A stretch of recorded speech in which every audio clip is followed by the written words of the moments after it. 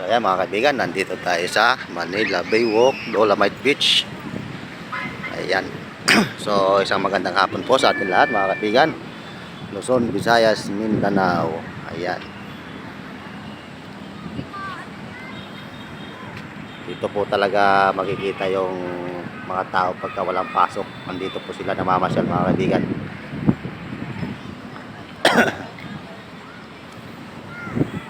Ayan po yung sunset.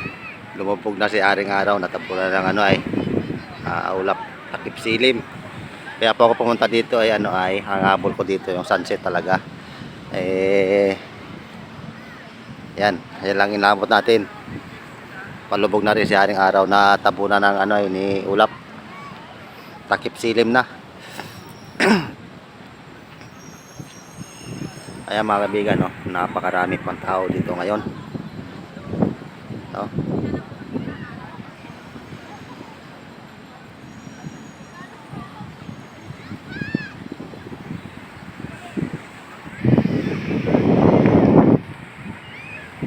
May pasok man o wala, pero yung mga tao nandito mga kaibigan, lalo na pag ganitong hapon. Sa umaga kasi ilan-ilan lang, kukunti lang pumupunta dito mga kaibigan dahil mainit mga kaibigan.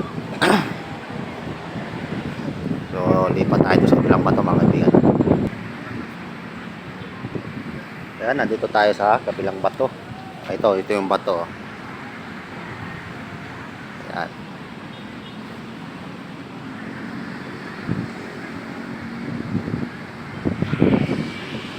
Pag may lumalabas dito mga kaibigan,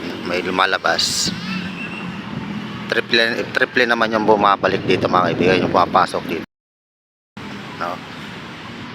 Triple ang bumabalik mga kaibigan pagka may lumalabas. Ayan, triple yung bumabalik, no? Ayan. Hapon na pero napakarami pa rin ng tao. Alas 6 po ito, magsasara na rin ito mga kaibigan. Papalabasin na tayo ng mga gwardiya. Mga 6:15, 6:20 ganyan mga kaibigan. Palalabasin ng mga tao dito. Ganun pa man, at least nakarating tayo dito na maayos. Dito sa isang nakamagandang pasyalan dito sa Manila Baywalk, Dolomite Beach, no. Para kang nasa Boracay dito mga kaibigan, no. Simi Boracay.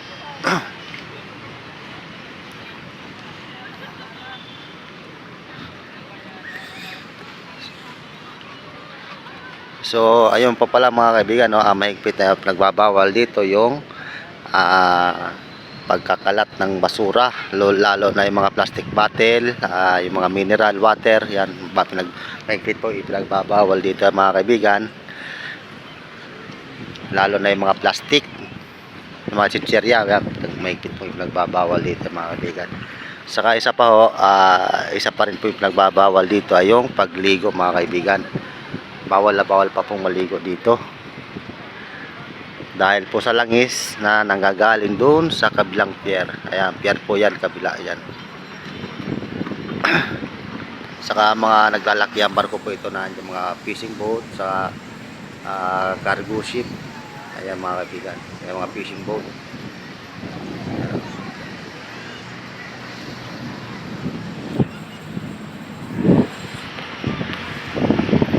Medyo malakas ang hangin mga kaibigan, no?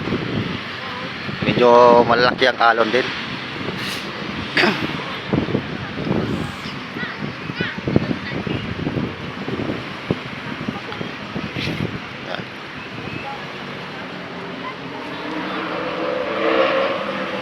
Bagay hapon na rin naman mga kaibigan, kaya ang alon ay tumataas na rin ang tubig. Taob yan sa amin sa probinsya, Taib. Sa Bisaya, Taob. Ayan.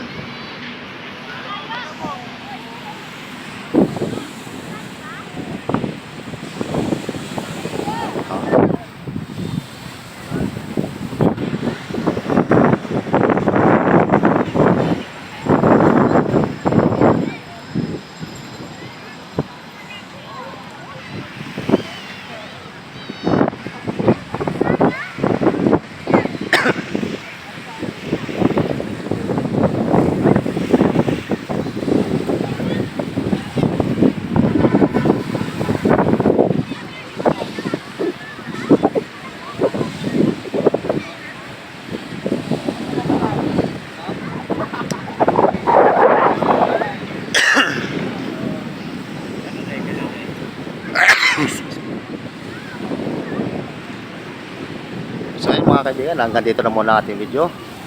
So,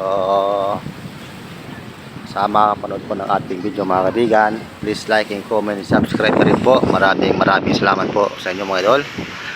Isang like lang po ay napakalaking bagay na po yan sa akin mga kaibigan. Maraming salamat po and God bless po sa inyong lahat. At maraming salamat din po sa walang hanggang pagsuporta sa aking channel mga kaibigan.